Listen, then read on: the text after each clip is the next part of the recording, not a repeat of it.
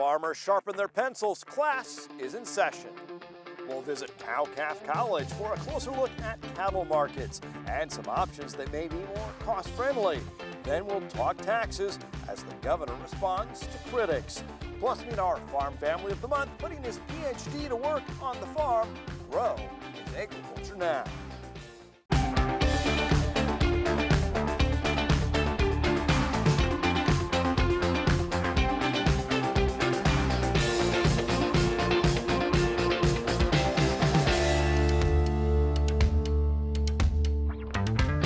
Farmers head back to school looking for ways to remain profitable. Here's more from CowCalf College. Up to about $1 for early lactation. The most important decisions ranchers make this year may not be in the pasture, but the office. I would tell producers they need to keep their pencils sharp. With strong demand and high expense of summer pasture, experts encourage producers to plant annual forages. Warm and cool season grasses cattle can graze, also grazing corn stalks and cover crops. But even then, it always comes back to dollars and cents. I would say every single question I get has some economic component. Even if it's not specifically asked, ultimately the advice has to depend on the economics. And economics is Kate Brooks' specialty. Cattle prices are down about 30%. We've continued to see cost of production increase. Biggest things tend to be the feed costs that we've continued to see rise. Pasture rental rates, again, have also been on the rise as land in general has been increasing over time. Profitability will be a challenge, even for producers who are used to leaning on crops when cattle markets are weak. Being diversified and having both livestock and crops, hopefully if one is down, the other kind of helps pad it for the other. And right now, it is a little bit of a challenge, both of them being a little bit down. Given those conditions, it's no wonder many return to the classroom for the one-day CowCalf College. We need to think about everything we do and think about opportunities to be able to lower costs while not having performance suffer. One of the suggestions, adding annual forages. Here's more on that subject. Especially if they're renting perennial pastures. Right now we can produce forage for relatively low cost with annuals compared to our pasture rental rates for our perennials. However, we also have to think about how it fits into the whole system, and perhaps it's not replacing cow feed, but maybe using it to develop heifers or even background and put a little additional weight on calves. And what we're talking about here is you may be able to fit it within a cropping system, like if you produce some corn silage, planting something after corn silage to get some fall grazing like oats. Now to our poll question, we wanted to know how difficult has it been for farmers and ranchers to get farm operating credit this year? Thanks to Lon Bone for submitting the question. Most say they are restructuring or have no problem. Others are relying on farm supply businesses and in some cases changing banks. We enjoy the discussion, so tweet at us to share your view.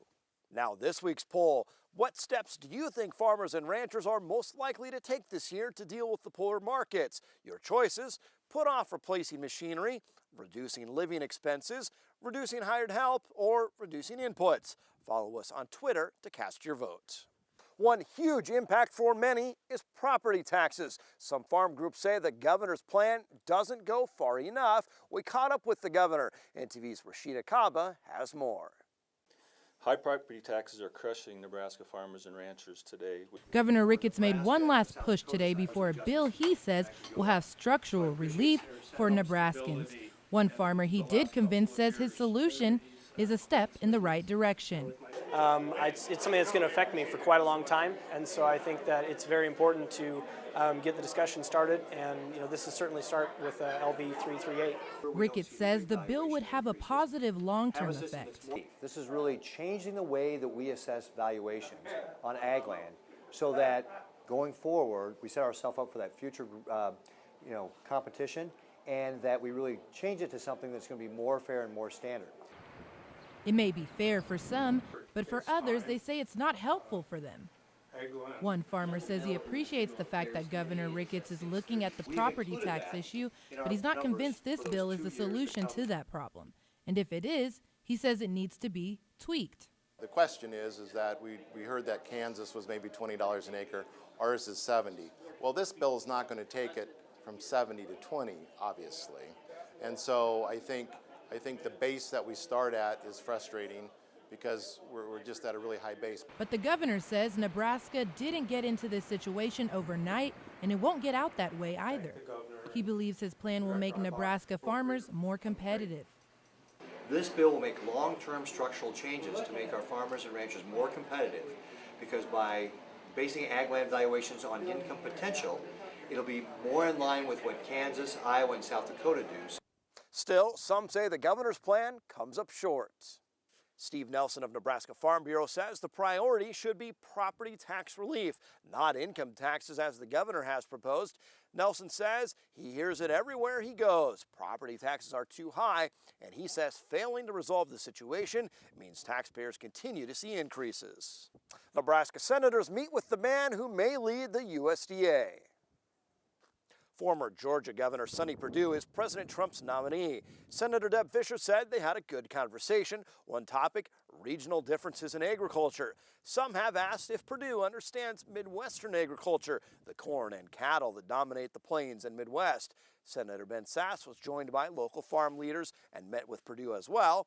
Fischer said she's confident Perdue is ready to lead the USDA. NCTA tuition will be the same for all students starting this fall.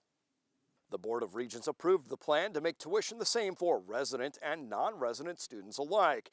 NCTA had proposed the equal rate of $121 per credit hour to assist in recruiting students to the Curtis campus for all of its technical programs, but particularly for academic degrees and certificates in specialized workforce development. The All Agriculture College is targeting many agricultural professions. Some newer areas where industry demand was a driving force in creating programs are irrigation technology, welding, agricultural education, and starting next fall, dairy production. Now a look at crop reports.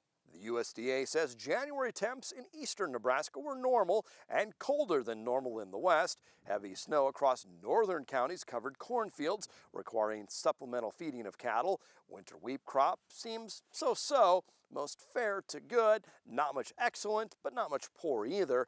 Calving progress 4%, death loss is average or lighter than normal. Here's an unexpected way to add some income on the farm: tourism. Hayrack rides, pumpkin patches, even brewery. Here's more from NTV's Good Life. Pumpkin patches, farmer rancher stays, shadowing a farmer rancher, your wineries, your breweries. It's really pretty diverse. And what we really encourage people to do is to look at their property and what are some things people like to do when they come visit them. Mm-hmm. And most likely that kind of activity is what somebody's going to be willing to pay for to do. Well, I know it's funny you mention that because when years ago when I got married, we had our the night before, rehearsal dinner out on our friend's farm, and my family is all from Michigan, from Detroit, and so it was in August, and so the corn stalks were 7 feet high, and seriously, everyone in my side of the family was so interested to see what was there and to get up close to a 7-foot corn stalk, because you just you don't see that if you haven't been raised around that. That's correct, and so many families who stay so far removed from the farms or the ranches, so they don't have that opportunity. Yes. And here's an example of an egg-related event that will draw people to Nebraska. The National High School Rodeo Finals will be held at the Lancaster Event Center in Lincoln in 2020 and 2021. Around 1,600 competitors from as far as Australia will compete, and each competitor brings family. It's expected to have around a $60 million impact on Nebraska. The state finals are currently held in Hastings, and nationals have been held in Wyoming. A closer look at cattle markets up next. Later, a PhD put to use on the farm will meet our farm family of the month.